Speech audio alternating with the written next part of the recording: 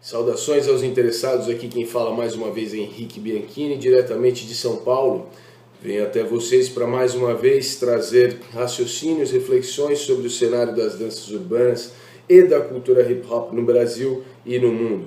Dessa vez trago um raciocínio sobre um processo inerente à sociedade, quase que natural, que acontece em todos os âmbitos sociais, mas que na nossa área em específico traz consequências gigantescas. Você já ouviu falar no efeito Dunning-Kruger? Bom, vamos falar sobre ele agora.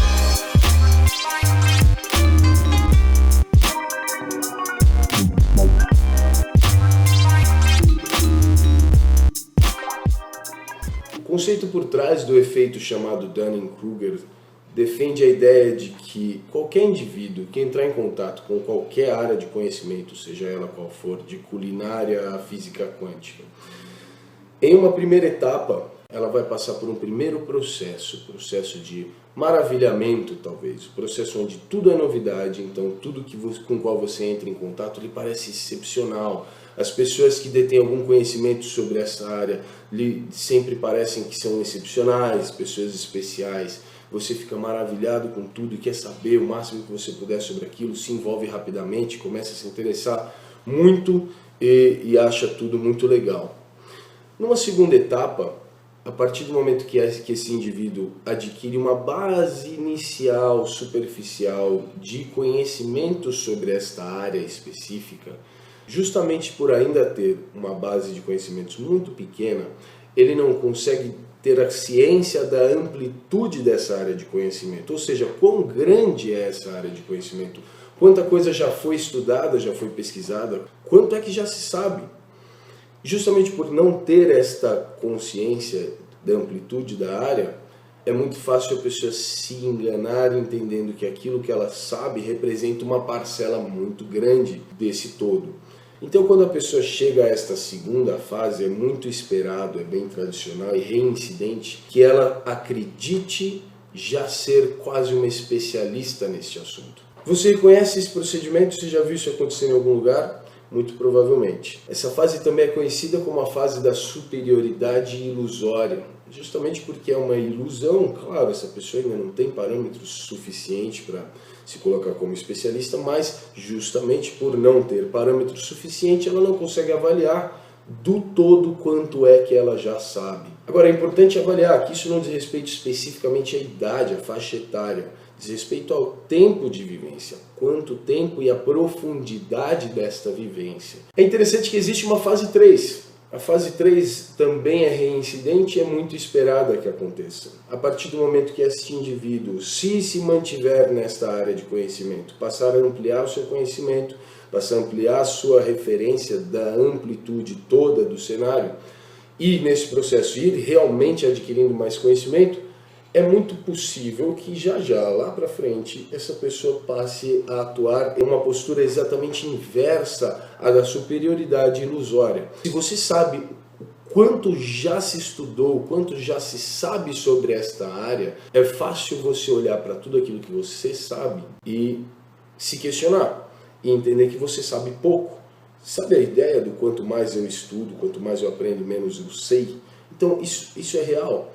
Quanto mais você se aprofunda em qualquer área de conhecimento, mais há para se saber sobre ela, porque as ramificações vão se abrindo em direções diferentes. Então essa fase também recebe um nome diferente, que é a fase da síndrome do impostor. Então você se entende como um impostor e se questiona o tempo inteiro. Será que eu deveria estar dando essa aula? Será que eu deveria estar falando sobre isso? Será que eu deveria estar fazendo esse vídeo agora para a internet, para todo mundo ver? Pois é, essa é a fase da síndrome do impostor. A partir dessa base de ideias sobre o efeito Dunning-Kruger, dá para a gente fazer uns paralelos na nossa área das danças urbanas. Bom, essa é uma área de conhecimento com fortes contradições, né? As fontes são subjetivas, são informais, são duvidosas, e essa é uma área que ainda está em construção, né? Em construção constante, então ainda em andamento. Então é muito fácil você avaliar, no meio dessa bagunça, se eu souber um pouquinho ali, a amplitude não fica clara do conhecimento. A gente não tem muito como saber quanto é que já se sabe oficialmente sobre isso, né? Se você questionar o seu professor, muito provavelmente ele não vai ter todas as respostas. Talvez ele não tenha nem a maioria das respostas. Eu não tenho. Então, é fácil você como aluno perceber essa fragilidade na construção do conhecimento formal na nossa área e entender que aquilo que você sabe já é o suficiente para você se colocar como quase um especialista.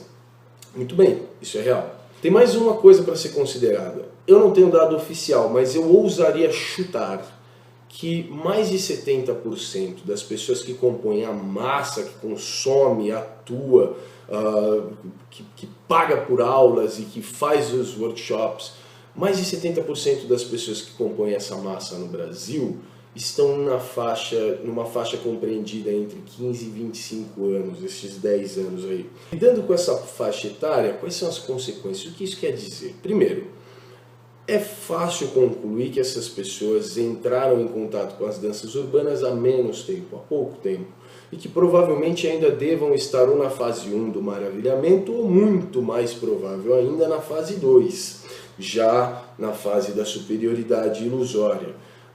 Então a gente tem uma grande massa no Brasil na fase 2. Quando essas pessoas poderiam já a partir de um certo tempo, né, acumulando mais conhecimento, mais vivência e passar para a fase 3, não dá tempo dessa pessoa chegar lá porque muito provavelmente essa pessoa vai esbarrar no processo do vestibular e deixar a dança de lado. Essas pessoas são substituídas por novas pessoas mais jovens, na faixa dos 15 anos, que vão fazer o processo acontecer novamente. Quando chegarem lá nos 17, 18, 19 anos, talvez mais uma vez elas saiam de novo do cenário e serão substituídas por outras, na manutenção de um ciclo que sustenta 70%, sei lá, a maior parte sem dúvida do cenário, sempre nas fases 1 e 2 do efeito Dunning-Kruger. Você consegue imaginar quais são as consequências disso? A gente não consegue tempo suficiente para que o cenário passe de fase.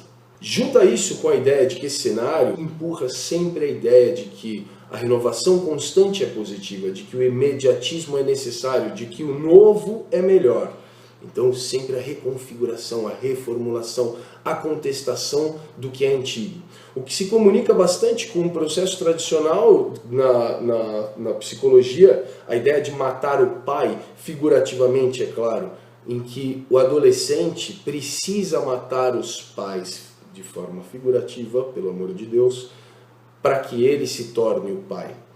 Ele precisa eliminar a influência direta e as referências diretas que dominam a personalidade, as atitudes dele, para que então ele consiga se construir e se colocar como um indivíduo. Então a gente tem 70%, sei lá, do cenário nas fases 1 e 2 de Dunning-Kruger, lidando com um cenário que empurra a reconfiguração constante e ainda com a ideia de que eles devem matar os pais, os mestres. Bom, vai piorar. Nós lidamos com uma área onde a produção e a transmissão de conhecimento é muito mais corporal e empírica, ou seja, não formal e acadêmica, o que é bom, ainda bem que é assim, é por isso que a gente gosta dessa área e que isso se mantenha. Porém, não tendo uma formatação, um registro formal, não necessariamente acadêmico, mas formal, essa produção e a transmissão de conhecimento fica muito fragilizada e sempre muito suscetível às negações inerentes ao comportamento dos mais jovens. Eles precisam passar pelo processo de negar o que já existe, tentar reconfigurar. A construção de uma base de conhecimentos nessa área é constantemente quebrada e reiniciada. Isso mantém o conhecimento geral sempre na superfície. É difícil se aprofundar nesse conhecimento porque a gente está sempre reiniciando, partindo mais ou menos do mesmo ponto. As pessoas que se mantêm por mais tempo no cenário e conseguem desenvolver uma base de conhecimentos mais ampla e mais forte, ainda assim tem muita dificuldade em fecundar esse cenário todo com essas descobertas e conclusões e dados que sejam, porque o apelo do novo é muito mais forte do que o apelo do antigo. Pessoas como, por exemplo, Frank e Jara não constam na lista de referências da nova geração, porque a construção do conhecimento e das referências é quebrada constantemente e no lugar desta pessoa que deveria ter continuado é colocado algum outro jovem, alguma outra novidade. Então não é só a base de conhecimentos que é quebrada, mas também o menu de referências que poderiam fazer um bem enorme para esse cenário, já que já passaram por situações que poderiam direcionar melhor o processo de desenvolvimento daqueles que estão iniciando há menos tempo, mas que são substituídos por referências mais novas, mais chamativas, mas com menos bagagem. Muito bem, por conta de tudo isso, é possível concluir que nós estamos patinando há bastante tempo já. Estamos andando em círculos, estamos ficando no mesmo lugar há bastante tempo. Tá, o que é que pode ser feito em relação a isso, né? Qual a conclusão dessa história toda? Bom, primeira coisa, é importante que a gente entenda, que a gente aceite que esse processo existe. A partir desse ponto, avaliar o que é que acontece, quais são as causas e consequências, fica um pouco mais fácil. Então, quando o seu aluno fez 2 anos de aula e saiu e criar sua própria companhia, você consegue entender melhor o que é que está acontecendo, além de entender que é o processo esperado, perceber que ele atua em conjunto com outros elementos sociais, culturais, e que de tão reincidentes soam até como naturais, inerentes a nós todos. Mas além de concluir que isso existe, que é quase natural, o que é que se pode fazer em relação a isso para agir positivamente? Como é que eu consigo lidar com isso para tentar melhorar essa condição? Bom, primeiro, tentar identificar em qual dessas fases de Dunning-Kruger você está. Não é fácil, não é simples. Mas uma das possibilidades de mensura, né, de medida, é tempo e profundidade de envolvimento. Seja sincero com você mesmo, avalie há quanto tempo você está envolvido nesse cenário e qual é a profundidade do seu envolvimento. Você é uma pessoa que faz aula 2 vezes por semana? Você é uma pessoa que dança 1 vez por semana na festa? Você é uma pessoa que está envolvida todos os dias de alguma forma, direta ou indireta? Quanto é que você estuda sobre isso? Você tem mente aberta? Você estuda com vários professores ou você tem uma pessoa só te direcionando? Enfim, tudo isso dá para entrar na conta de avaliação para saber mais ou menos em qual fase você está. E aí são 2 situações. Se a partir dessa medida você avaliar que você está ainda na fase 2, a primeira coisa que você pode fazer é tentar se avaliar sem muita influência egoística, né? E a partir dessa percepção se esforçar para considerar mais ainda a base de conhecimentos desta área e as pessoas que participaram dessa formatação. Então encontrar quem são as pessoas que já estão vivendo isso há mais tempo que você e entender que mesmo que as opiniões delas não sejam exatamente as suas, há propriedade na avaliação delas. Se na sua avaliação para perceber em qual fase você deve estar, você chegar à conclusão de que você já está na fase 3, na verdade a maior parte da responsabilidade sobre a melhoria desse processo recai sobre você. Primeiro, você tem que se esforçar para se manter por mais tempo ativo e produtivo no cenário. Quanto mais tempo você estiver lá dentro e aproveitando esse tempo de forma produtiva, você está indo contra o processo mais tradicional, que é o da reciclagem constante num ciclo que mantém o cenário lá nas fases 1 e 2. Segunda coisa, compreender e transmitir a complexidade dessa área de conhecimento, não apenas a superfície dessa área de conhecimento. Quando a gente tem toda uma massa de professores, instrutores, mestres, coreógrafos, ou seja, pessoas que têm influência direta sobre o cenário, lidando apenas com a parte superficial do conhecimento, sem se aprofundar, a gente está contribuindo com 2 coisas. Primeiro, a manutenção da ideia de que este cenário tem uma área de conhecimentos fragilizada e suscetível a reconfigurações constantes. Segundo, contribuindo para que mais e mais pessoas consigam se sentir com uma superioridade ilusória, já que essa área não é tão profunda assim, não tem tanta coisa para se saber sobre ela. Terceiro, gerar conteúdo sério de pesquisa e, na medida do possível, registrar esse conteúdo formalmente. Estabelecer comunicações, conexões, colaborações, formando uma rede de conhecimentos mais consistente.